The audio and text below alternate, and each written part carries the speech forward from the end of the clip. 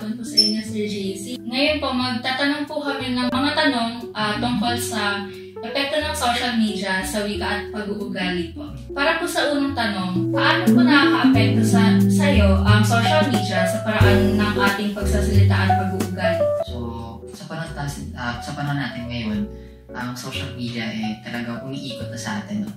At yung idea na nangyayari or naging epekto ng social media is yung idea na mas mapabilis yung ating yung language, yung kultura, yun ang pinaka-main focus doon.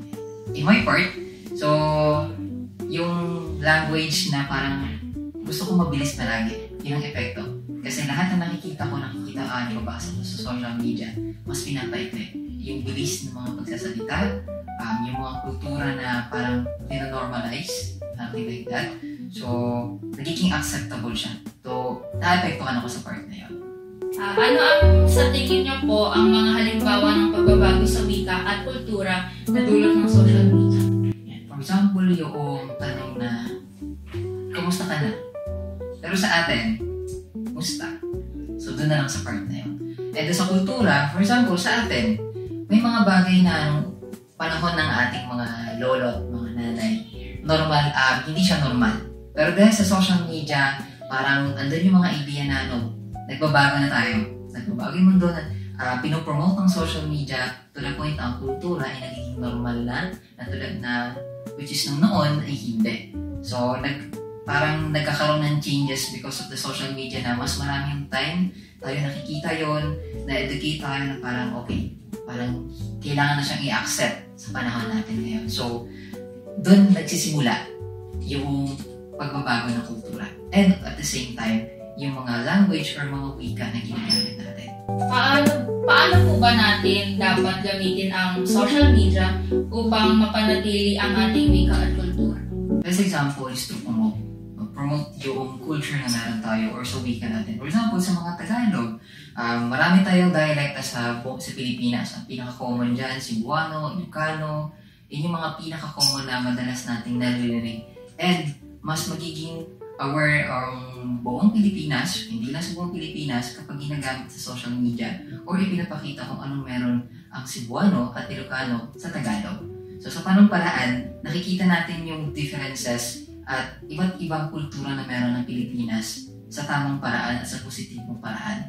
So hindi lang tayo or hindi lang tayo mga Tagalog at mga Cebuano natututo, lahat tayo natututo kasi pinopromote siya ng social media. Yun yung pwede natin gawin at pwede rin sa kultura. Yung mga pagkain natin, mga celebration natin, ipapakita natin yan kapag ginagamit natin yung social media to educate people kung anong meron ang kultura na meron ang Pilipino. Ganoon din sa mga Western people, lalo na ngayon sa K-pop, di ba? Sobrang in ng K-pop ngayon. To the point na alam natin yung kultura ng Korea, ano yung mga music nila, ano yung mga Korean drama nila, kasi pinopromote ng social media. Sa ganung paraan, sa tulad na paraan, pwede natin gawin din sa Pilipinas para mas ma-educate natin. Hindi lang tayo, ganoon din yung mga ibang tao or ibang race sa buong mundo. Sa ano pong dapat, para sa inyo po, sa anong paraan po dapat namin sanhin ng maling impormasyon sa social media ang pagbabago po ng pananaw or sa asal po siya na? So, andun yung misinformation or yung mga toxic behavior ng mga social media user. So, doon kasi nagkikreate na, for example, maraming mga tao na ito yung pinapaniwalaan nila. Pero maling impormasyon yun. Pero dahil sa sobrang dami ng tao, minsan kasi lahat tayo nakadepende kung gaano karami yung mga taong naniniwala sa isang impormasyon. So minsan nadadala tayo kasi wala tayong magawa, ito yung pinaniniwalaan.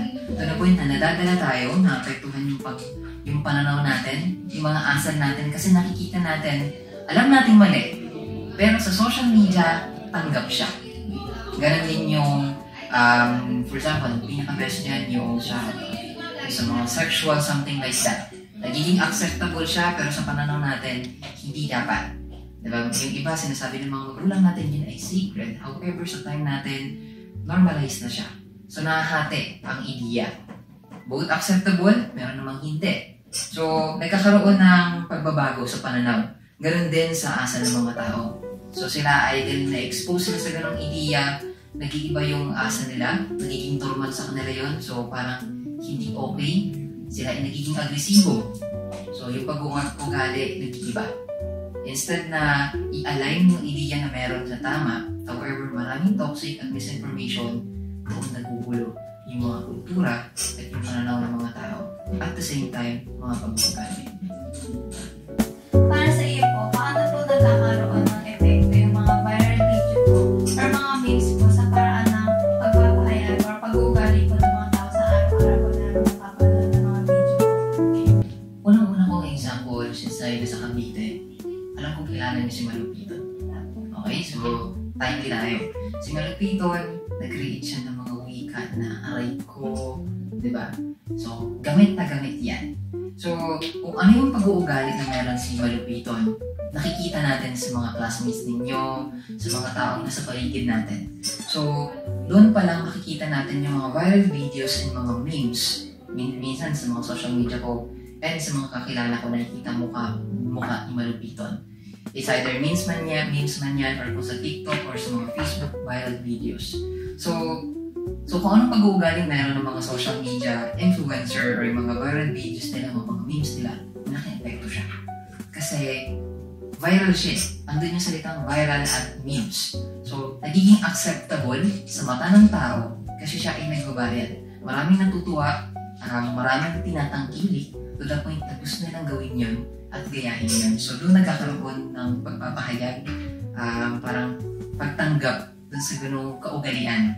Kasi acceptable siya sa mata ng mga tao, sa mata ng social media. At sa mundo natin ngayon, kung ano yung mas katanggap-tanggap sa mata ng social media, yun ang ipa-follow natin. Kung ano yung trend, kung ano yung viral, doon tayo. Doon palagi.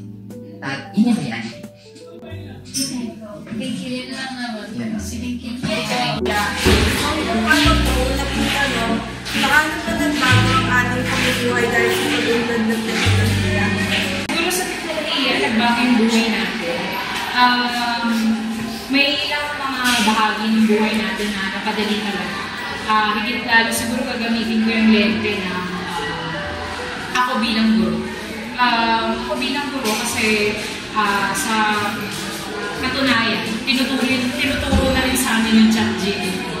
Nung college, kung yan ay nalalaman ko din, malamang ay ginamit ko din. Pero ngayon, ginagamit namin siya hindi para sa personal namin pag-unlad. Siguro pinapagamit sa amin yan dahil sa daluyong ng gawain ng mga quote ay nakatutulong ito para mas lalong mapadali. Sa mga mag-aaral, di ba, nakikita natin yung ibang mga mag-aaral ay ginagamit ito bilang bentahe. Kumbaga, na nagre-resulta sa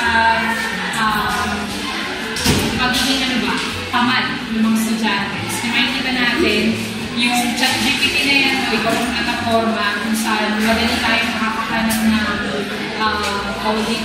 anumang sagot sa kung ano kailangan namin hanapin ng mga sagot ay ginagawang tamad ng mga mag-aaral. Pero ganun pa man, yun talaga ang realidad ng pag-usbong at pag-unlad ng teknolohiya kasabay ng pagbabagong ito ay tinutulungan tayo mas mapadali, pero yun yung advantage. Pero yung disadvantage niya ay nagiging tama. Ano ang halimbawa ng mga bagay na ginagawa natin gamit ng teknolohiya na dati ay ginagawa ng manual? Ayan, yung di ba dati, sige, lagi natin nilamit sa lente ng academic siguro. Dati, kapag tayo ay may kailangan hanapin ng mga bagay-bagay. Diba, yung panahon ng mga magulang siguro natin ay physical na pupunta sa mga library. Pero tayo ngayon, hindi na natin kailangan pumunta ng library. Ang library nga natin sa katunayan, display na lang siya. Kung titignan natin sa mababaw na pagtingin. Pero kung titignan natin, parang sa isang click, malalaman natin ang mga bagay na gusto natin. Lalo na kaibigan natin lahat sa ChatGPT, yung AI. Sa ito pong palagay, paano natin masusulit ang mga benepisyo ng teknolohiya habang pinapanatili ang mga mahalagang tradisyon at kultura? Kasi ngayon nakalulungkot, kasi binabalas mo ba sa amin. Pilipino sa maraming aspekto. Pero sinusulit siguro sa aspekto na nakakatipid lang sa oras. Pero pagdating sa kultura at tradisyon, parang sa tingin ko bilang tagapagtaguyod, matagal na bilang tagapagtaguyod niya ng wika at panitnan, isa rin sa lumalaban kapag kinakailangan ng petisyon pagdating sa usapin na yan ay nahihirapan ako. Pero sige, kung titignan natin niya sa lente na yun, ulit-ulit, ay nakaka-save ito na rin. Paano mo nakatulong ang teknolohiya tulad ng assignment o internet sa paggawa ng assignment sa pag-aaral ng Nakatulong siguro sa technology, lalo na yung mga AI-generated tools, ay kaya mas nagawa niyo yung mga bagay-bagay ng magkakasabay. Siguro yun yung bagay na nakatulong siya. May tanong ba dyan na nakasasabay? Well, yun lang nakatulong. Ayun siguro, nasasave yung oras na dapat ginagawa niyo yung ibang bagay kumpara sa nakakahon lang kayo sa gawain pang-aaral. Mas simple ang pag-aaral at trabaho dahil sa computer at AI. Pero ano kaya ang posibleng epekto nito sa kasalukuyan at sa pagbabago ng teknolohiya? Mas siguro na mas mainam na tawagin natin itong mas madali siguro. Kasi hindi siya simple. Kumbaga, pag sinabi kasi natin simple, siguro pwede rin naman, pero sa aspektong komportable. Pero kung titignan natin yung paggamit ng AI talaga, siguro mas malalapit natin or mas magagamit natin yung salitang madali. Kasi kung walang AI, malamang sa malamang ang mga bata ngayon ay hirap. Tawag dito, hirap maghanap ng mga bagay na kailangan nilang hanapin, pero at the same time, nandun yung hindi magpamalin na pagkatuto. Ngayon kasi kung titingnan nyo, dahil sa AI, isa sa mga halimbawa na lang siguro bilang guro ng junior high school, hindi nila alam yung mga simpleng salita na ginagamit natin kahit araw-araw itong maririnig.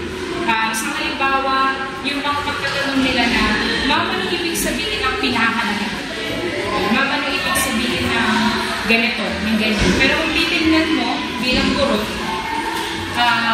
dapat hindi natin, hamon sa amin yun. Pero yun yung nakalulong talaga siguro na napapadali, pero at the same time, ginagawang Ang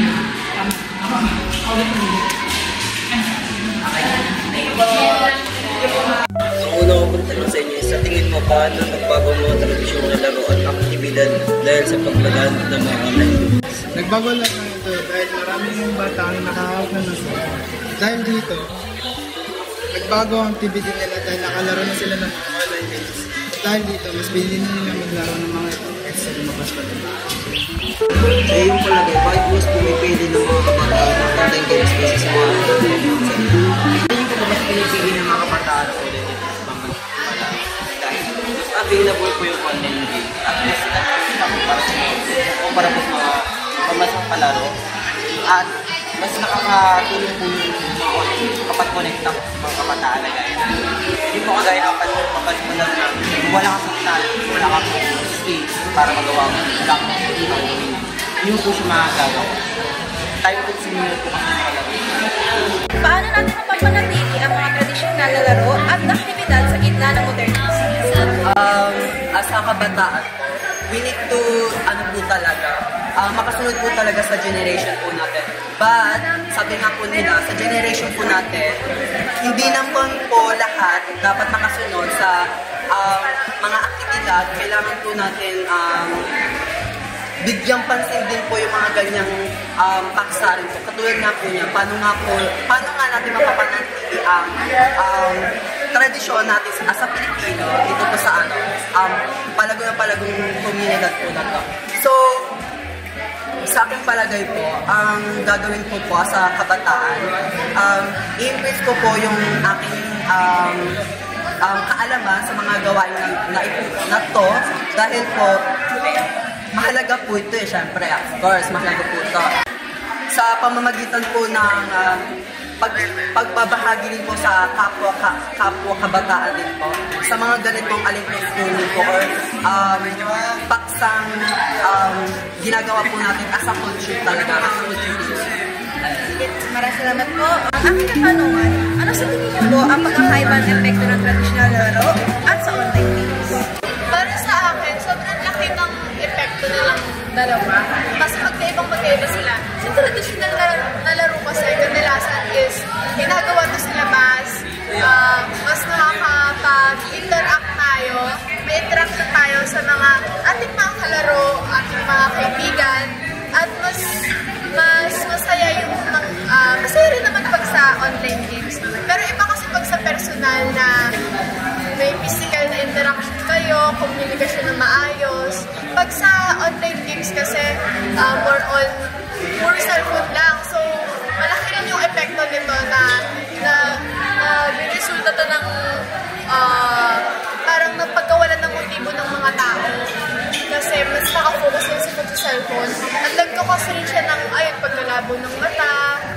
And ang pangit lang sa online games is mas parang toxic yung mga, hindi naman lahat, pero kadalasan kasi parang may mas more on toxic people yung pagdating sa online games. At pag sa larong traditional naman, which is pwede nating masabing mga larong kalye, mas masaya siya at nakakalungkot lang kasi masyado na siya matatabunan ngayon ng mga larong online. Maraming salamat po. Thank you po.